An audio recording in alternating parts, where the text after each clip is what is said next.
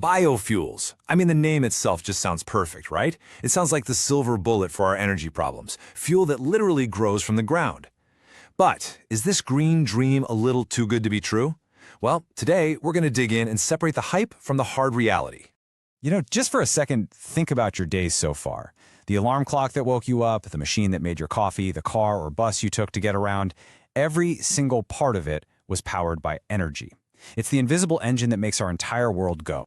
And here's the big catch, the central conflict of our time. That very engine, which for so long has run on fossil fuels, is coming at a huge cost to our planet. The pollution, the climate impact, it's forcing us to look everywhere for cleaner, better alternatives. And that's when biofuels step onto the stage. They're pitched as this incredible solution grown right in our fields, offering us a way to power our world without, destroying it. But how does this stuff actually work? Okay, so what exactly is a biofuel? Well, unlike fossil fuels, which take millions and millions of years to form deep in the earth, biofuels are made from organic matter, biomass that's around right now.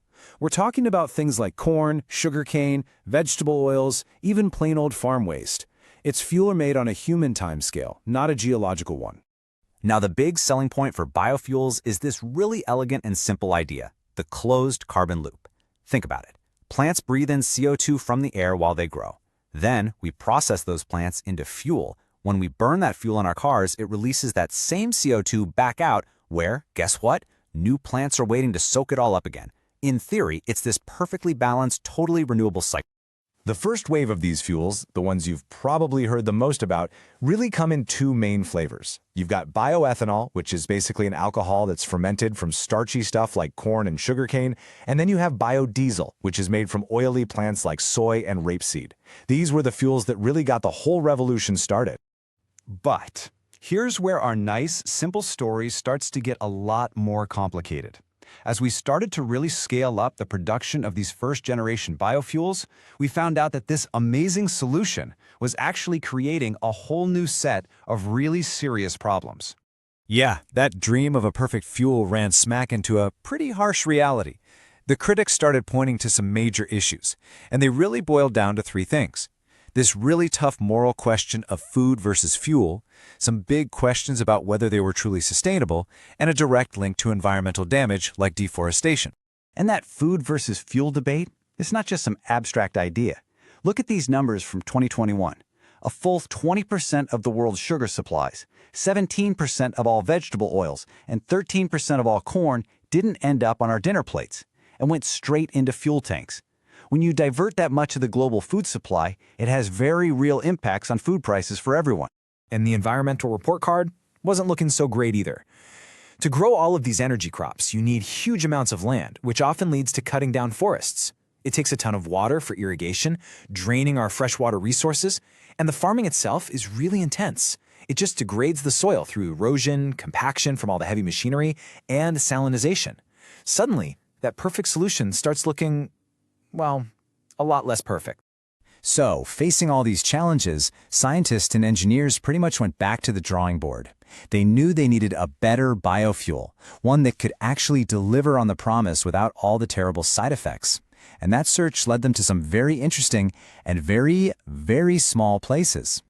This brings us to the next chapter in the story, advanced biofuels. The absolute key difference here is what they're made from. Instead of food crops, this new generation uses non-food biomass. We're talking stuff like leftover corn stalks, hardy grasses, and, the most exciting one, algae. The number one goal? To finally cut that problematic tie between our fuel tanks and our food supply. Now, there are a bunch of different options for advanced biofuels, but there's one tiny organism that has captured everyone's imagination like nothing else: algae. Yeah, that green slime you see growing in ponds? It just might hold the key to a truly sustainable energy future. And here's why everyone is so hyped. Algae grows unbelievably fast and is just packed with these energy-rich oils. But here's the real game changer. It doesn't need nice farmland. You can grow it in ponds on land you can't use for anything else. It can even grow in wastewater or salt water.